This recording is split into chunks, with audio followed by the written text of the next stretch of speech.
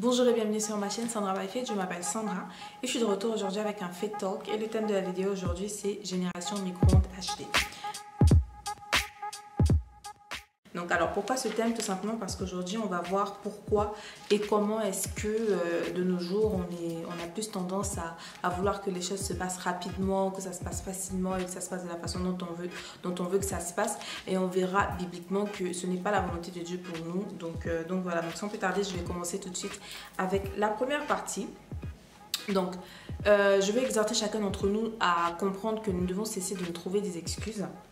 Et nous devons arrêter d'avoir une attitude de fainéantise. Parce que ce qu'on remarque aujourd'hui, c'est que beaucoup de personnes se choisissent en fait une foule de faux prophètes de toutes les façons, comme 2 Timothée 4:3 nous dit.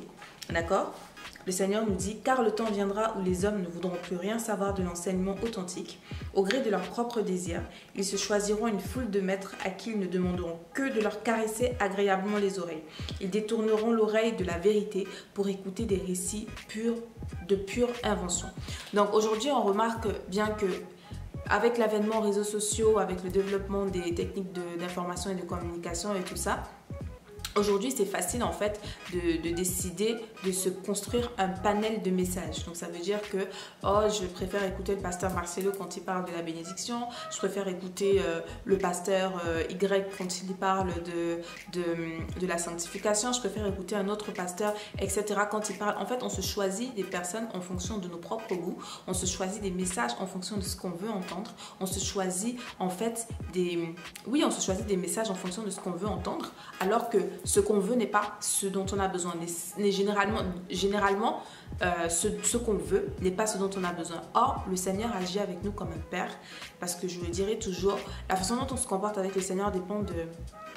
La façon dont on se comporte avec le Seigneur dépend de la révélation en fait qu'on a de lui. Donc ça veut dire que si on considère que Dieu c'est notre Père, alors on comprend que le Seigneur nous éduque, qu'il nous éduque comme un parent éduquerait son enfant.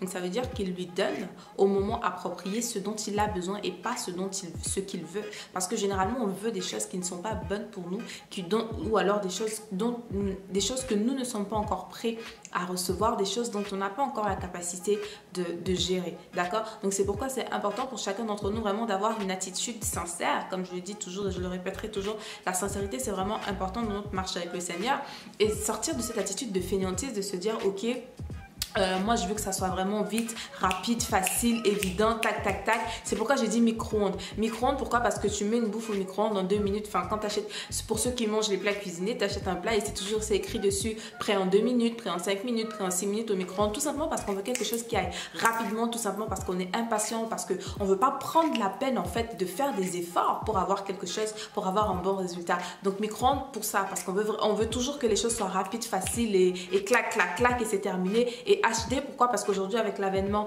des imprimantes HD, c'est en 1 heure tu te construis un portrait, alors qu'avant il fallait prendre le temps de sculpter, de modeler la pâte, etc.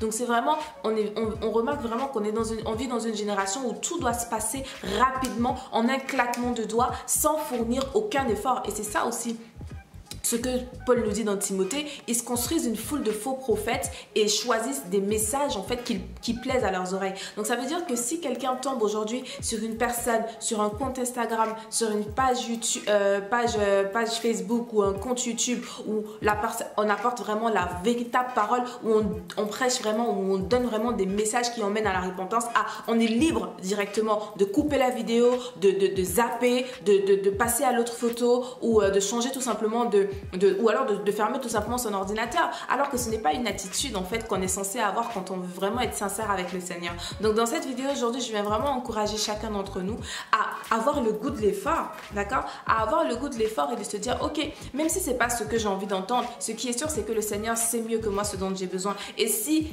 par exemple tu tombes sur cette vidéo en ce moment et que je suis en train de dire des choses qui te plaisent pas, au lieu de couper la vidéo, dis-toi non Seigneur, il n'y a pas de hasard de toutes les façons. Donc si tu tombes sur une vidéo comme celle-ci, dis-toi, ah Seigneur, c'est certainement, tu savais très bien ce que tu faisais, parce que c'est certainement ce que j'ai besoin d'entendre en ce moment. C'est pas ce que je veux entendre parce que ça me fait pas plaisir à entendre, parce que ça fait pas plaisir à mes oreilles, parce que ça fait pas plaisir à mon âme, mais c'est ce que j'ai besoin d'entendre pour pouvoir me sortir de la situation dans laquelle je suis en ce moment. D'accord?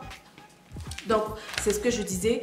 il faut qu'on cultive l'effort. On doit cultiver l'effort. On doit avoir ce goût-là de, ok, je sais que c'est pas évident de me lever tous les matins à 5 heures pour pouvoir passer du temps avec le Seigneur, mais parce que je sais qu'au travers de ce temps d'intimité que je vais passer avec le Seigneur, je vais grandir de manière phénoménale. Je vais entendre les instructions que le Seigneur a pour moi. Je vais entendre les recommandations que le Seigneur a à me donner pour ma vie présente, pour ma vie future. Je vais vraiment construire une relation solide avec le Seigneur, ce qui fait que j'aurai une vie paisible et agréable. Oui, c'est pas évident de se lever tous les matins à 8 heures pour aller en cours, mais je sais qu'à la fin de l'année, je vais avoir mon diplôme. Je sais qu'à la fin de l'année, je vais avoir les connaissances, je vais avoir acquis les connaissances dont j'aurai besoin plus tard pour acquérir mon diplôme, dont j'aurai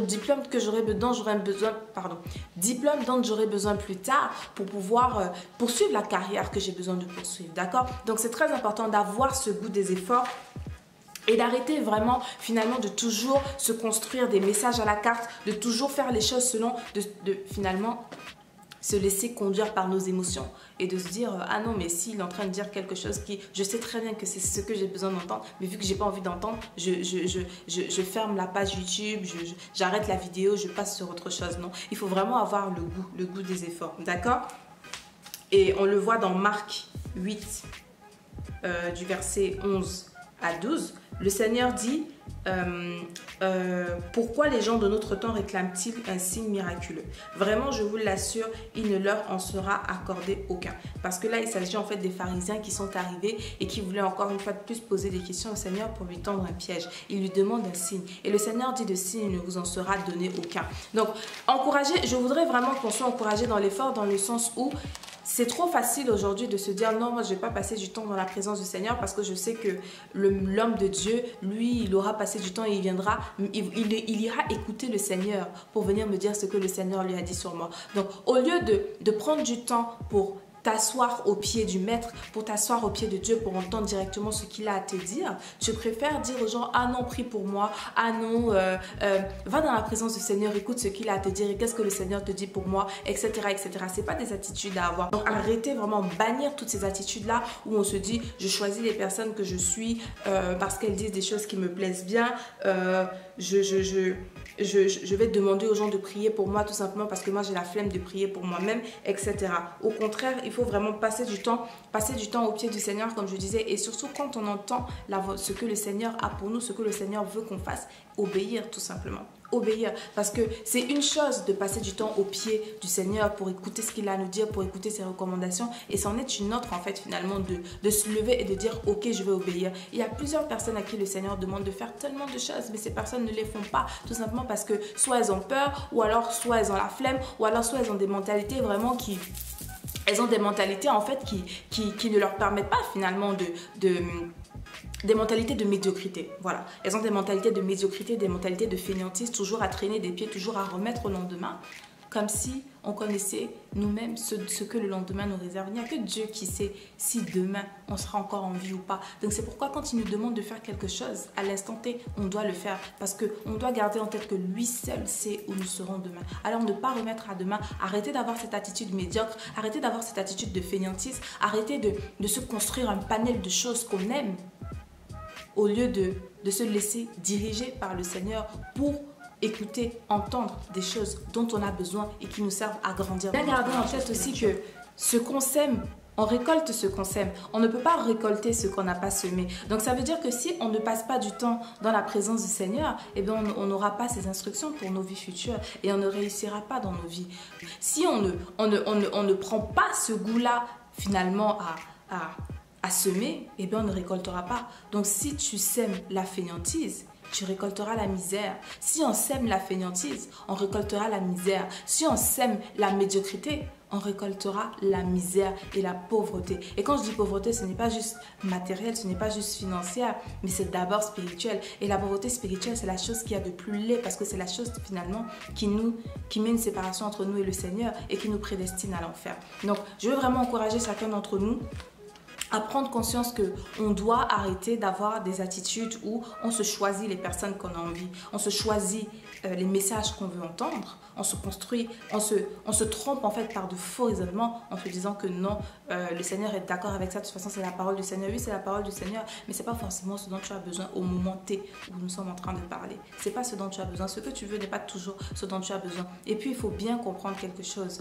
Paul nous dit dans Galates 6, je crois, oui, dans Galates 6, 7, que personne ne se moque du Seigneur, ce que l'homme aura semé, il le récoltera aussi. Donc si tu passes ton temps, si on passe notre temps à semer la fainéantise, à semer la médiocrité, à semer des mentalités de bassesse, et bien tout ce qu'on récoltera, ce sera tout simplement de la misère et de la pauvreté. Donc au lieu de tout le temps vouloir que ça se passe rapidement, facilement et là, prenons l'habitude de travailler, de semer et d'attendre le moment favorable pour que la récolte abondante puisse venir nous trouver. Donc j'encourage chacun d'entre nous aujourd'hui à vraiment se positionner et à décider de faire du Seigneur sa priorité, de faire de lui sa priorité d'un cœur sincère, et on finira toujours par voir ça. Donc voilà, on arrive à la fin de cette vidéo. Je crois vraiment que cette vidéo pourra t'aider. Et je t'invite à la partager autour de toi pour bénir un frère ou une soeur, parce que le but c'est qu'on s'édifie les uns les autres. Et aussi n'hésite pas à me dire en commentaire, n'hésite pas à me donner des témoignages en commentaire si tu veux, ou alors tout simplement à laisser un encouragement si ça te fait plaisir. Mais dans tous les cas, je crois vraiment que cette vidéo va te bénir. Aussi, il faut savoir qu'en barre d'infos, j'ai laissé toutes les informations dont tu as besoin, donc prière du salut, toutes les vidéos avec lesquelles tu peux commencer si tu es nouveau dans la foi, ou alors si tu reviens au Seigneur, ou alors tout simplement si tu veux en savoir davantage. Donc il y a toutes les informations dans la barre d'infos, donc n'hésite surtout pas à la regarder. Et voilà, donc d'ici à la prochaine fois, porte-toi bien, que mon Dieu te bénisse, et don't forget, never stop walking by faith and not by sight. God bless you and faith it till you make it. Bye.